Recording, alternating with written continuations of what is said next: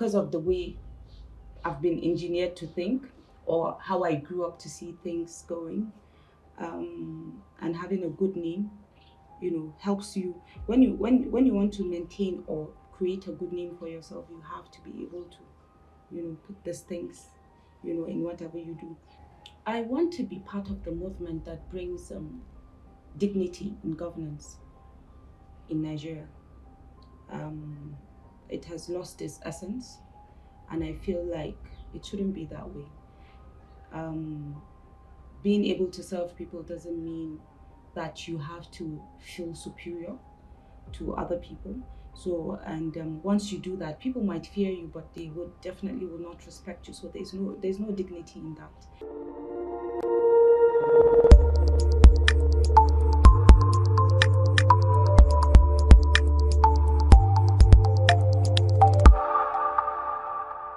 Hello, viewers. Today we are sitting with Miss Zainab Galadima, a young Nigerian who cares deeply about her country and the direction we are heading.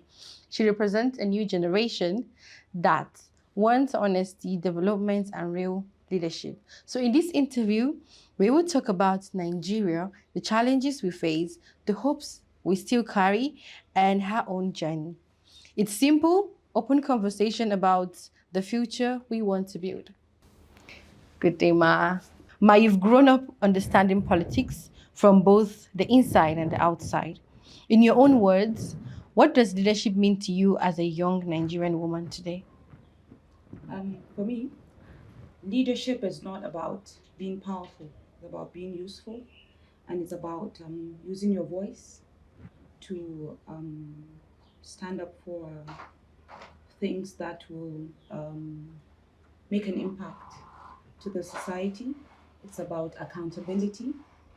It's about empathy. I think genuine leadership is also about service. So for me, it has always been in every situation I find myself, I try to imbibe those qualities, and it has helped me through at least being in positions that I found myself over the years. Thank you, Ma. So many young people are losing hope in the Nigerian political system. As a patriotic Nigerian, what would you say to a young person who feels Nigeria is no longer worth believing in? I think their thoughts are valid. Obviously, there are times that you will feel like, it's not even worth it. But you're also a stakeholder in the Nigerian project. You're also a Nigerian who should, who has a stake. And I think that is enough for you to be able to put yourself forward to see that Nigeria is better. So, and I still see hope regardless of the, agitations of, oh, okay, I'm tired of Nigeria, why am I Nigerian, and stuff like that. Because in situations whereby we're being tried with challenges, you see in communities where there are crises, there's still people that will still help, give you a helping hand. In situations where you never expect, you see Nigerians, coming up for you. So I feel like there's still hope, and it's valid for you to think that way. We're humans anyway, so there are times that you feel okay, it's not worth it, but really, this is our country, and we have left so much in the hands of people that really do not care about this country, and they can't fix it because they've already made up their mind that this is what they're doing. They don't really care. All they think about is themselves. So we can't let them have it. So in any way you find yourself, you have to participate in a good way to make Nigeria better. I really like that. From your perspective, what is the biggest challenge Nigeria is facing at this moment, and what gives you hope that we can overcome it? I think we have a challenge. There's a crisis in trust, and this crisis has deepened insecurity, economic instability, and poverty. So people have very little trust for people who hold positions of power because there's no accountability, there's no transparency, there's no truth, there's no honesty really. And I believe that loyalty is not one way. You cannot govern or lead people and expect them to be loyal and you without being loyal to them. And I feel like that's not leadership, or that's not governance. That's slavery. That's yeah. Sure. So I believe that this is the crisis we have at our hand. Once we have it the other way, once we have somebody that is that has some purpose of sense of purpose and sense of patriotism and love for this country, I feel like they would be able to turn things around. They'll be able to gain the trust of the people, and then with that trust, they will be able to be transparent and accountable to the people that they lead. Ma, you come from a family deeply rooted in national politics. How has that shaped your own interests, values, and vision for public service? Mm. Well, um, being in that kind of family, I've seen both the beauty and the burdens of leadership, and how leadership has made me. For example, I'm the oldest, and I do understand that sometimes you have to listen. You also have to be.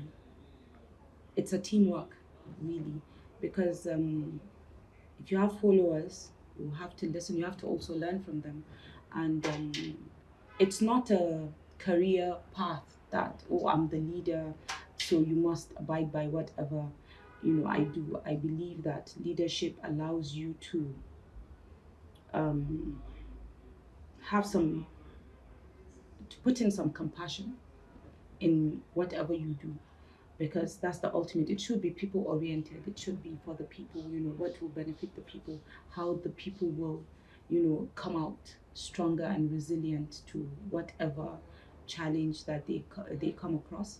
So my house is it's a very it's, I can't say complex, but complex and simple at the same time. We have different kinds of personalities, different kinds of people. So eh, I think it has shaped me a lot. I've seen a lot. Everybody has an opinion, and you should allow people to express themselves, not to suppress them, to be able or not to be able to, because sometimes when you allow them to express themselves, you find solutions in that, and that comes with listening, teamwork, and stuff like that. So, yeah, That's that's very interesting. yeah. Nigeria today is dealing with insecurity, economic pressures, and rising distrust in government. What kind of leadership do you think or believe can truly change things? A leadership that is compassionate, courageous, and also consistent. Um, Without that, I don't think you will be able to. There'll always be failure. The failures. There'll always be hiccups. In terms of your performance. So when you imbibe this qualities and into your leadership style, I think it will help a lot. So I think our leaders, some of them, they lack that, and we need a leadership that accepts criticism, constructive criticism, whereby now they don't really like opposition. You come out, you say something, they arrest you or they threaten your life and stuff like that. So I believe that for you to be able to perform better, you should be able to give room, for criticisms and also for contributions from people, even if it's from your enemy. Once it is verified that it will benefit the whole cause, I think it's It's really important. yeah, very. As a young woman in political space, what are some experiences or lessons that have strengthened you the most? What keeps you patriotic, basically? Just like I think your second question about how young people are, I do have my moments. Sometimes I just wake up, I'm like, it's not worth it. So, but that's just the human in me. Um, I We're already here. We're Nigerians. We're already here. There's nothing we can do. This is our country, and so this is just what keeps me, going, because I know that I don't have anywhere else to go. This is where I am. So I might as well just, see what I can do in my own little way to make it better. And my even if I'm gone today, my children are here. What legacy would I leave? It's very important to me. I think my background allows me to reflect on what would be, the legacy. And even while you're alive, what what contributions have you made, to make things better for people? So As a young woman in the political space, what are some experiences or lessons that have strengthened you the most? What keeps you patriotic physically? so um, as you know, I've been a counselor, a minority leader. I've served in the office of the vice president. I've served in the office of the senate president. I've served as a board member in two different institutions. And I know a lot of people have misjudged me. They've been misinformed about who I am and stuff like that. But that's life. And I'm okay with it. So I had to work on myself first, on my self confidence, my self love, uh, self respect. So once you have that, you know, anything people say about you, all the challenges that you come across, they just, you effortlessly just, walk through them. And also with the work that I've done, even with NGOs that I've partnered with, I've seen communities where, they're in need. And when I see people, I see children, and just the little, us by just showing up just in our own little way, I see the hope. And then you'll be like, so how can I give up on this? These people cannot even, they don't even have access to those ones, at the top. They see me as somebody that, has brought something to them that can change their lives. So that also keeps me going. And like I said earlier, this is our country. There are times, obviously, that I feel like it's not really worth it. But then I don't have anywhere else to go. So I have to sit here and try and see how I can, make my own contributions and make things better for me and my children, and also the legacy that I leave. Also, it's something that I hold dear and try to push and see that I live a good one. Thank you. That's very inspiring, honestly. Only few people would say they are not inspired. Well, I believe a majority will be inspired by how far you've come and the things that you do. Thank you.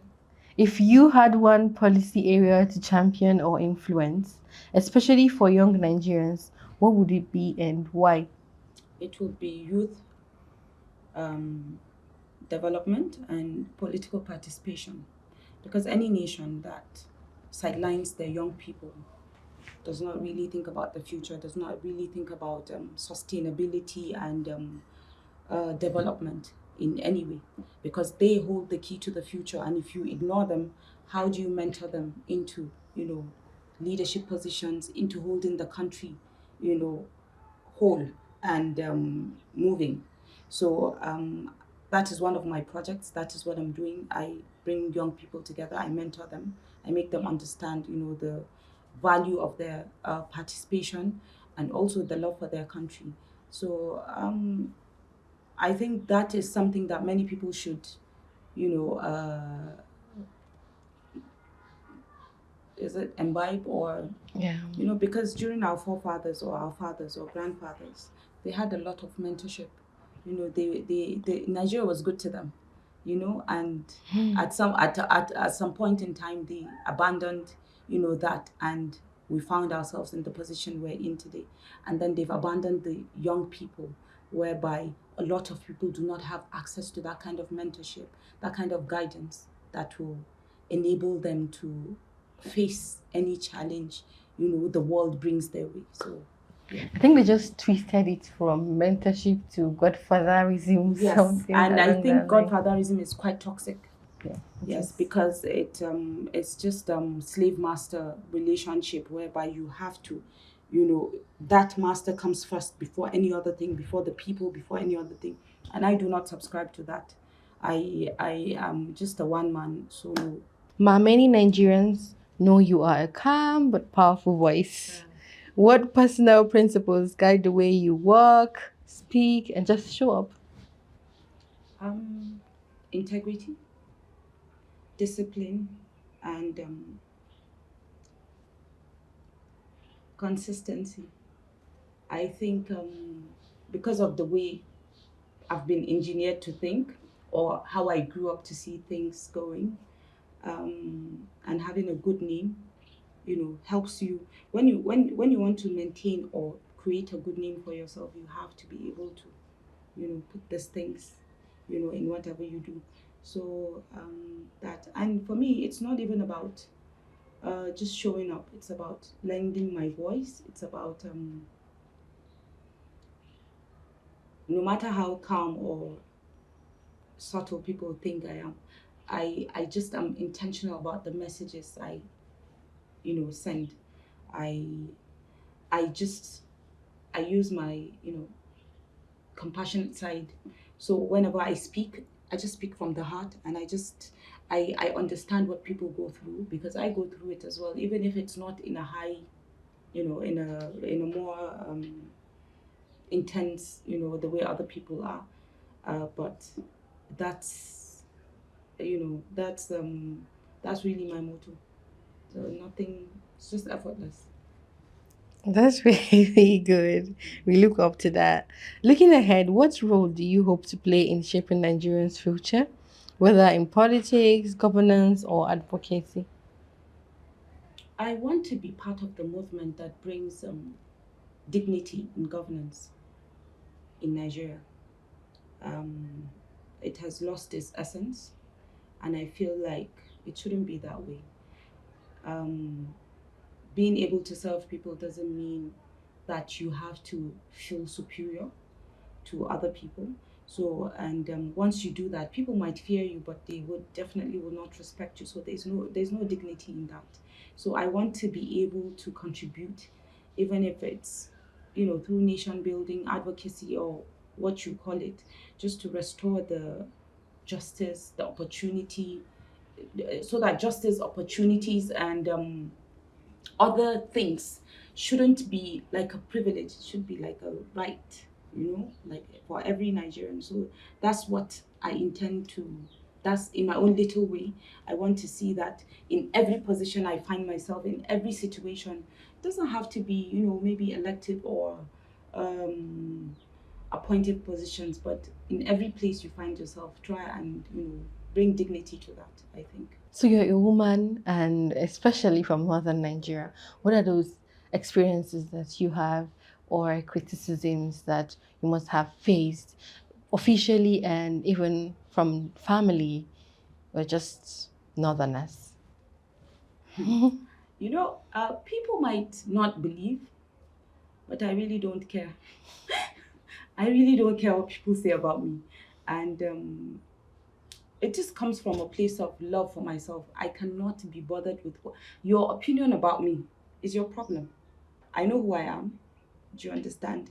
And I do understand what I have to offer. So regardless of what people say, how they judge me, it's their problem. So, and in the political space or office space, some women, yes, they do complain. Some women go through a lot. But first of all, I don't even see myself as a woman. Like I don't put that on my head. Oh, I'm a woman. No, I don't. Because I was brought up in a setting whereby I had younger brothers. I had five younger brothers, growing up. So it wasn't like uh, I was treated any different. I wasn't, you know. I was treated equally. If they buy gun for them, they buy gun for me. The toy guns, not them before they start thinking. If they buy toy cars, they buy me toy cars. If they buy me a doll, they buy me a doll alone. Do you understand what I mean? So I felt a bit superior, and I was able to express myself. In our house, you can express yourself any way you want, as long as you're not being disrespectful, because there are boundaries, obviously. But I honestly, people can say things, but I really do not care. And if I realize that you're trying to give me trouble, when you say things or try to put me down, I cut you off. I have mastered the art of um, detachment. So I detach myself from so many realities you will not believe. And I think a lot of women or people, not just women, a lot of people need to be in that, zone at some point in their life. Because if not, you would never be able to be who you are. I do whatever I want anytime I want it, as long as it's within the confines of my religion and my culture. I try to balance it. But there are some things that I obviously do that are not so conventional. I do horse riding, I go on power bikes, I skate, I Wow. do so many things, and I'm unapologetic about it. So, yeah. This is really inspiring. So I think all the confidence boils down to that first unit, Yes. family. So it's really is key. And Yeah. Alhamdulillah for the one you had. Yeah. Thank you. That's what everyone should emulate. Allow your children to express themselves. Allow them to be who they are. It shapes their journey in Yes. life. And you'll be able to at least know how somebody thinks. You'll be able to understand them. We just want people to act based on how we want them to act, not because of who they are. Anywhere that I am, and it stops me from being who I am. I love being who I am. I love who I am, and I don't apologize for it. So if I realize that you're trying to stop me from being who I am, that means it's not me. So I can't give you that privilege. I can't. So I really like this because it just sounds like what I would like to do and yeah. what I kind of do. Yeah, everybody knows. So you heard me on the phone call with my mother. Oh, so you did not tell me this was happening. She was like, oh, we're really scared. Because they know I'll just go all out and just kill the situation. That's just who I am. And once I draw the line, nobody crosses it, and that's the boundary that I've set. You don't cross my boundary. If I allow you, that means I just want to play with you. But the day I turn, it's not something. Yeah. This is nice. Yeah. So, on a final note, what message would you like to leave with Nigerians watching this, especially young people and women who still want to believe in something bigger than the present challenges? Okay. First of all, the world needs your courage. It needs your voice, and Nigeria's history is being written. So you should belong in the next chapter. So your contribution matters really, and always show up. It doesn't matter if it is tough, if no one is listening, if no one is, even if the system frustrates you. Because sometimes you might think that you're doing things and people do not notice. People actually watch. People listen. People know that you're there. Just make that effort and start. I've seen it firsthand. So I believe so. When people say to me, "Oh, we see what you're doing. Oh, we're so proud of you," it keeps me going. So I believe that the first step that you should take is just to make that effort and start, and it's very important. So Thank you so much. thank you. This channel is called I Pledge to Nigeria TV, and we try to uphold the national pledge that reminds us of patriotism, service, and sacrifice. So when we do interviews, not to put you on the spot, interviews, we do the national pledge. Oh, okay. This one I can recite. I pledge to Nigeria, Nigeria, my my country, to be be faithful, faithful, loyal, loyal, and and honest, honest, to to serve serve Nigeria Nigeria with with all all my my strength, strength, to to defend defend her her unity, unity, and and uphold her honor and glory. So help me God. Thank you for joining us, viewers. Speaking with Ms. Zainab reminds us that there are still Nigerians who believe in this country and are working in their own ways to make things better. Her thoughts reflect the strength, courage, and resilience we all carry. As we end this conversation, one thing is clear: Nigeria can still rise, but it would take all of us. Thank you for watching and stay with us as we continue to share voices that inspire hope and unity.